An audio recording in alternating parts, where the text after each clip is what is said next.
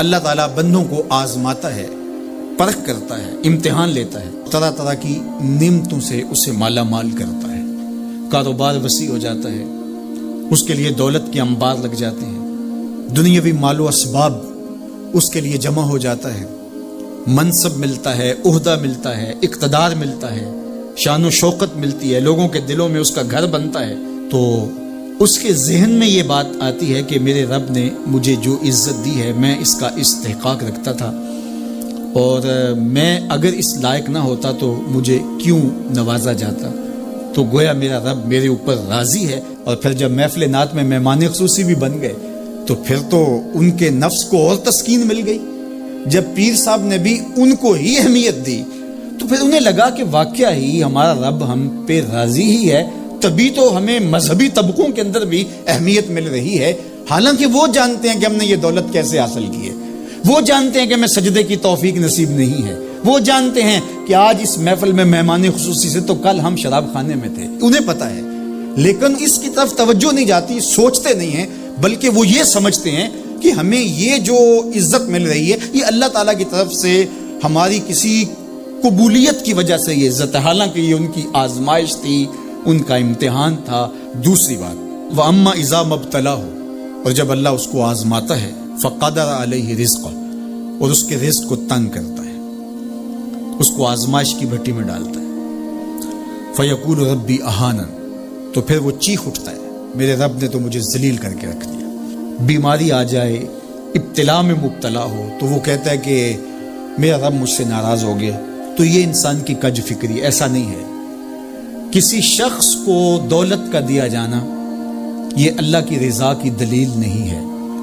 اور کسی شخص کو غربت کے امتحان میں ڈالا جانا یہ اللہ کی ناراضگی کی دلیل نہیں ہے۔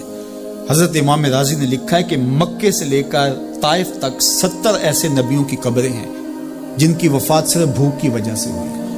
تکلیفوں میں، آزمائشوں میں، امتحانوں میں، ابتلاؤں میں اس کے بندے رہے۔ میرے اور آپ کے آقا و مولا حضور ختمی المرتبت کے گھر میں کبھی برابر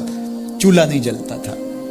کبھی کھانے کے لیے کچھ میسر نہیں ہوتا تھا، پانی پی کے اور کھجور کھا کے گزارا ہوتا تھا، تو یہ تو کوئی دلیل نہیں ہے۔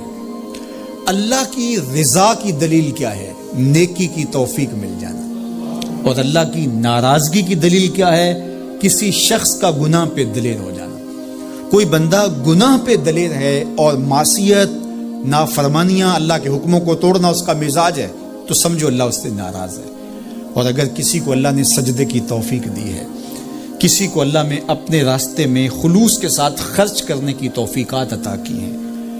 حلال حرام کی تمیز اس کو عطا کر دی گئی ہے، تو پھر سمجھ لو کہ اللہ اس پہ راضی ہے۔ باقی رہی بات کہ کسی کو دولت کا زیادہ دیا جانا، کسی کو کم دیا جانا،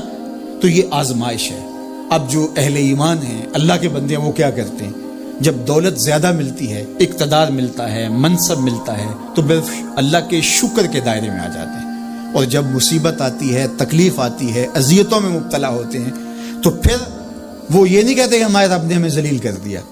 بلکہ وہ اس پہ صبر کرتے ہیں اور اللہ کے حضور دعائیں کرتے ہیں، التجائیں کرتے ہیں کہ مالک تو نے جو جس آزمائش میں ڈالا ہمیں پورا اترنے کی توفیق نصیب فرما، ہماری سفید پوشی کا بھرم نہ ٹوٹے، اور ہمیں اس مشکل وقت سے بچانا کہ جب ہماری یہ غربت ہمیں کفر تک لے جائے۔ اور جب ان کو دولت مندی دی جاتی ہے تو وہ ڈرتے ہیں کہ اللہ ایسا نہ ہو کہ یہ دولت ہمیں فرعون بنا دے،